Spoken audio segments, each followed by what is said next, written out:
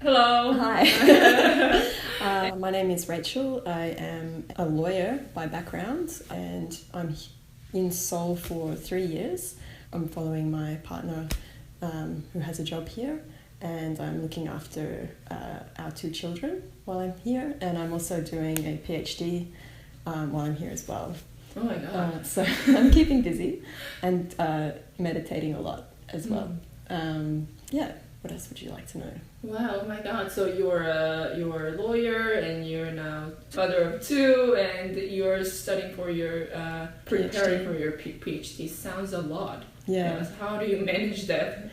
I find that meditation and yoga help me a lot with both the kind of patience and calm that you need to be a parent, and also with the clarity of thought that you need to do in-depth research, and also that also requires a lot of dedication and patience, and not letting emotions overwhelm you.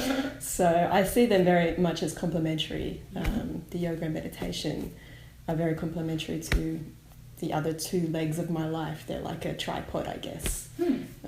Is how I see it. Interesting. So you said you were so prejudice against meditation before you met one. So can you explain a little bit about it? Yeah. All through university, I was very interested in science. I studied law, and for my other degree I majored in the philosophy of science. And I read a lot of books about evolutionary theory, Richard Dawkins, Daniel Dennett, all of these very skeptical people, and they're all very strong atheists. That kind of education really encourages very deep skepticism, very analytical thinking, and so that was really at a formative time how I understood myself. And so when my partner suggested that I do yoga, I rejected it all the time. Like even at the gym, I wouldn't do yoga because that was for other people. That was like for hippies, basically. It was actually on a holiday. They were running yoga classes because my other problem was I didn't feel like I was flexible enough. If I ever tried it, I just felt very uncomfortable and silly. But on this holiday, they were running yoga classes, and I managed to push through that initial barrier that a lot of people feel, when you do your first yoga class and you feel like you can't do anything, you don't know what the poses are. So once I got over that hurdle, and I was doing it regularly on this holiday, and I realized how calm it made me. And so a couple of years later, when I was trying to get pregnant, I was also doing a very stressful job. So I was involved in a very large case, very big litigation that would go on for years, but the volume was huge, and we were a small team, and our opponents were a very large team. It did make me quite stressed, intense. And intense. That's right. So, I was worried that all of the stress would transmit to my baby. So for the lead up before I was going to become pregnant, I started doing a yoga class, and through that, and that sort of really made me understand that yoga and meditation are basically the same thing. Doing that regularly, doing a yoga class and a meditation class, it kind of started the process of my turnaround from being a very anti-yoga, skeptic, scientific person to who I am now, which is basically the opposite of that, surprising to everyone. Yeah, the meditation in particular, I think, was very beneficial for my baby. So when I would be at work and people would be always at each other, quite a few different people that we had to deal with, large bodies of evidence, and it was so easy to feel overwhelmed and fearful in that situation. But the techniques of meditation at that point really made me cope much better with the situation. And I would always do a walking meditation at lunchtime, and I found that that really gave me such clarity of thought. So when I was writing submissions, that, you know, I could cut through everything, you know, it was such a large case. You really needed to be able to focus on the essential points, and also you needed to keep professional and calm to be able to work. Yes, although I was also pregnant, which, you know, makes you extremely hormonal. So you have like these huge swings of emotions. Some of your hormones, you know, are like 30 times what they normally are. It was kind of a perfect storm, working, you know, being pregnant, working on this huge case. Having the few skills that I picked up from yoga and meditation were really helpful. I think that, having children can really, you know, more than anything I've experienced, push you to the edge. You know, they just know how, they know how to push your buttons, and you need an infinite amount of patience. And so you might start the day with patience, you know, to negotiate. Like Matilda wanted me the other day to cut her toast into octagon shapes. Not squares, not triangles, but octagons. So that... breathe in, breathe out. So that's one key thing. And also I think it's inevitable as a parent that you will get very tired and you will get cranky, you know, and sometimes you can feel like you don't like yourself all the time. Like you'll hear yourself say something and you're like, who was that? But if ever I feel that way, I try to do even just a small amount of yoga, meditation, and then I just feel like I reset to myself, to my better self. I think that, again, it's sort of, they both interlock very well. Very, very much yoga and meditation can support you in being a better parent, and it makes you feel much more loving, and, you know, you're much more empathetic towards your children. I would really recommend it for anyone that's struggling with. That sounds awesome. So you have 2 years and a half month old daughter and 1 month in son, right? And you said your daughter is not constantly doing meditation of her own. So can you explain about that a little bit? I think that meditation is a very natural state actually for children, because they're so immersed in the present moment. I'm always amazed at, you know, I'll be pushing her in the stroller and she will notice the most obscure things, like little beautiful things, because she's not, you know, I don't think your mind takes off for a while. You know, it takes a while for your mind to become very clouded and you're constantly in the future or the past. When you're a child, most of the time you're just in the present. And that really is what meditation tries to get you to, back to that place where you're in the present moment, and that's where all the joy is actually. You know, that's the only place you can get in touch with yourself, is in the present moment. So, you know, she will be in the shower and just watch the water come down, and, you know, I will notice it when she does, and it's beautiful, you know, this water coming down and the little tendrils that you see in the water, and there's so much beauty there that you'd never noticed, but children can really alert you to that. They're very good at also, you know, if you don't constrain them, if you sort of let that part of them grow, they're so creative as well, you know. They're kind of I think maybe because they're in such, you know, this free state, they're incredibly creative in ways, you know. She will tell stories, make up stories, and I just think, where did she come up with that? Like, just these elaborate stories that go everywhere, because she feels so free. So yeah, she's very inspiring to me in that way, I think. And I also think that, you know, children probably can begin to understand, you know, meditation much earlier than probably we give them credit for.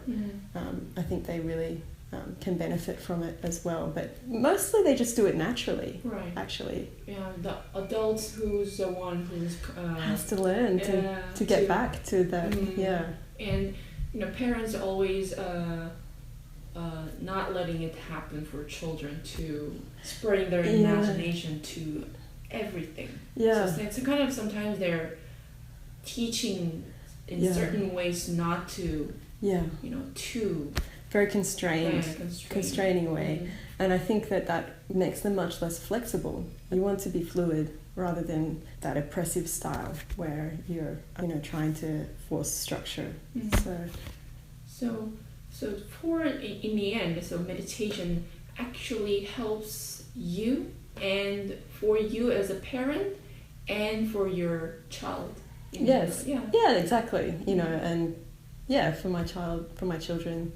I guess more deeply, I feel like I'll get a little bit deep again, but it's a little bit like you inherit. Everybody inherits bad habits and patterns of behavior from previous generations. We pass them on generation to generation, and we pass them on horizontally as well. We pass them to each other. If you are in the car and you are angry and then you abuse someone, then that energy goes to that person and it can escalate. And so what yoga and meditation can do is to help you, it's a little bit like beating the dust out of a carpet or something. It's sort of, you're getting all of those bad habits out so that you don't pass them on as well. Right. I think that's one of the key ways I would hope that yoga and meditation would help my parenting is because I'm able to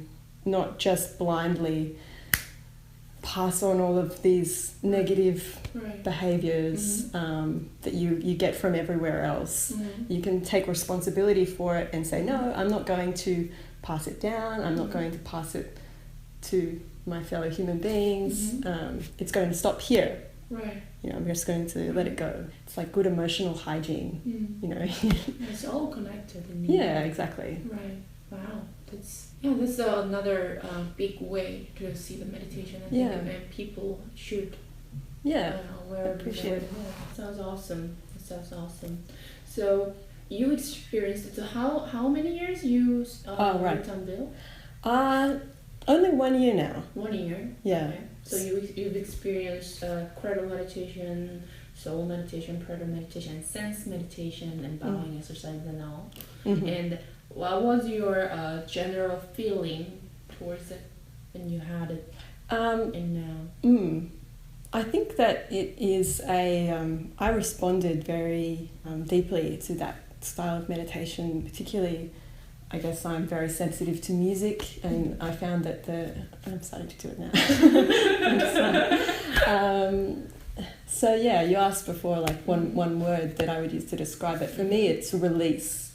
You just release everything, and you let your body sort of take over. And for me, that sort of set in chain a whole series of transformations in how I meditate, how deeply I meditate. So for me, that particular meditation was a catalyst, I would call it. So I don't always do it, but I do something like it all the time. Now, it's sort of about letting your body do what it wants to do, and becoming very sensitive to whatever energies that you're feeling, and also quietening your mind. Right.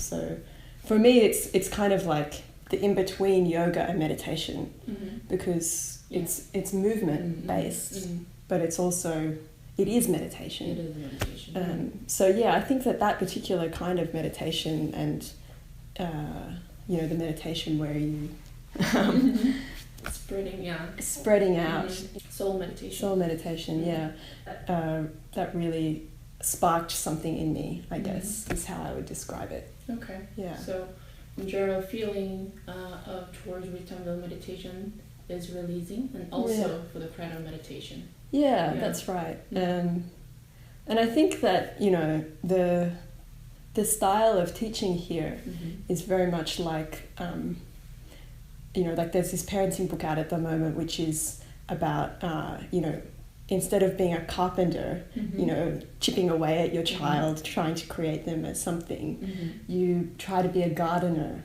You just lay the conditions out and you see what grows. You know, you care for it, but you don't, you know, mold it. So I think that's the kind of approach here as well. You know, it's not like you feel like people are trying to make you into something or force you to do something. It's just like, you know, if you plant something and a daisy grows, that's great. Or if a huge tree grows, that's great. You know, so I think, I guess I would call it spiritual transformation I've had since coming to RITAMVILLE. It just sort of was allowed to happen. You know, I never felt like people were trying to force something into me or anything. And so, yeah, I would encourage anyone to come along and see what grows. That sounds nice. So you mentioned being a parent is not about carving, like a carpenter for your children. You just let it happen for your children.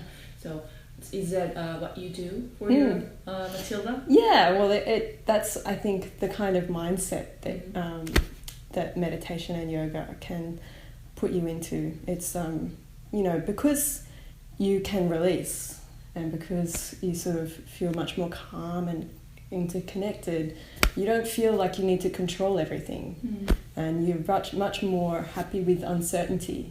So you kind of you sort of surf on life rather than, you know, swimming like this, you know, struggling. You know, it just helps you surf. So, and that's with parenting as well. People, you know, it applies to parenting, but it applies to everything. You know, your spouse, your friends, your work.